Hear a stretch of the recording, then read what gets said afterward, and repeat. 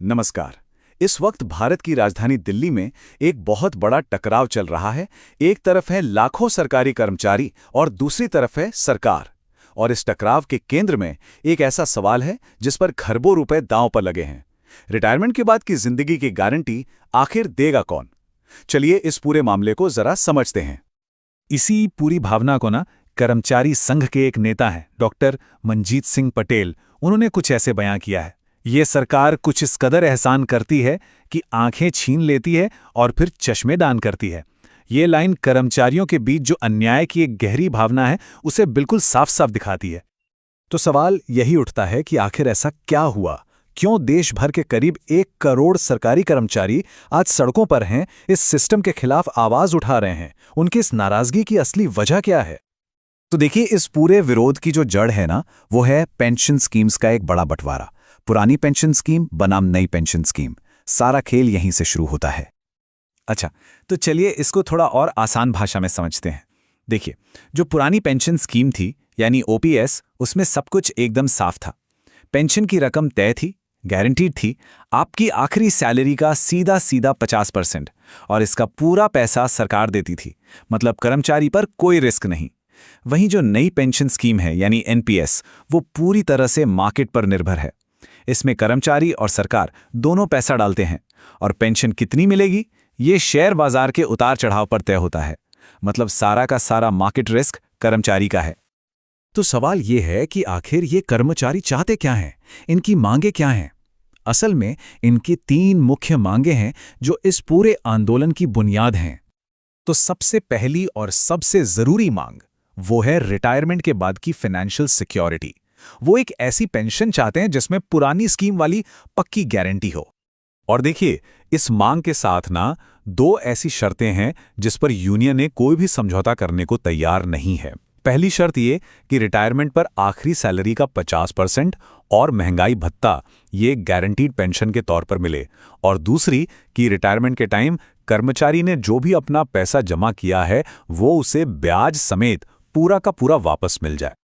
ठीक है, तो ये तो हुई पहली मांग। अब आते हैं दूसरी बड़ी मांग पर, और ये जुड़ी है 8वें वेतन आयोग से कि वो कब लागू होगा और उसकी शर्तें क्या होंगी। देखिए, यहां पर जो सारा खेल है ना, वो है फिटमेंट फैक्टर का। अब ये क्या है? ये एक तरह का मल्टीप्लायर है जिससे कर्मचारियों की बेसिक सैलरी तय होती है। 7वें वेतन आयोग में ये 2.57 था। अब यूनियनों की मांग है कि 8वें वेतन आयोग में इसे कम से कम 2.64 तो किया ही जाए। अब जरा इस टाइमलाइन पर नजर डालिए, इससे कर्मचारियों की जो बेचैनी है वो बिल्कुल साफ हो जाएगी। देखिए, 8वां वेतन आयोग जनवरी 2026 से लागू होना था। सरकार ने 10 महीने पहले कह तो दिया कि हम कमीशन बना रहे हैं, लेकिन यूनियनों का आरोप है कि काम में बहुत ज्यादा देरी हो रही है। अब उनकी मांग है कि 2026 के आखिर तक इसकी सिफारिशें लागू हो जानी चाहिए। और अब बात करते हैं तीसरी मांग की, जो पूरे देश के सभी सरकारी कर्मचारियों के लिए एक जैसी सुविधाओं की बात करती है। इसका सीधा साधा लक्ष्य है कि केंद्र और राज्य सभी सरकारी कर्मचारियों के लिए एक जैसी कैशलेस मेडिकल सुविधाएं हों। अभी प्रॉब्लम क्या है? प्रॉब्लम यह है कि सीजीएचएस जैसी सुविधाएं कई राज्यों के कर्मचारियों को मिलती ही नहीं है। यूनियनों का तर्क बहुत सीधा है, जब देश एक है, संविधान एक है, कानून एक है, तो फिर स्वास्थ्य सुविधाओं का स्टैंडर्ड अलग अलग क्यों? वो भी एक ही होना चाहिए। तो अब इन्हीं मांगों की वजह से सरकार और यूनियनों के बीच एक तरह का फाइनेंशियल डेडलॉक बन गया है। एक तर्कों की लड़ाई छिड़ गई है जिसमें दोनों के अपने अपने पक्ष हैं। सरकार का पक्ष एकदम साफ है। उनका कहना है कि अगर हम पुरानी पेंशन स्कीम पर वापस गए तो देश पर इतना ज्यादा फाइनेंशियल बोझ पड़ेगा कि उसे संभालना लगभग नामुमकिन हो जाएगा। लेकिन इसके जवाब में यूनियनें एक बहुत ही तीखा और कह सकते हैं भावनात्मक सवाल खड़ा करती हैं। वो कहती हैं, ठीक है, मान लिया कर्मचारियों की पेंशन एक बोझ है, तो फिर उन नेताओं का क्या जिन्हें कई कई पेंशनें मिलती हैं? वो बोझ क्यों नहीं है?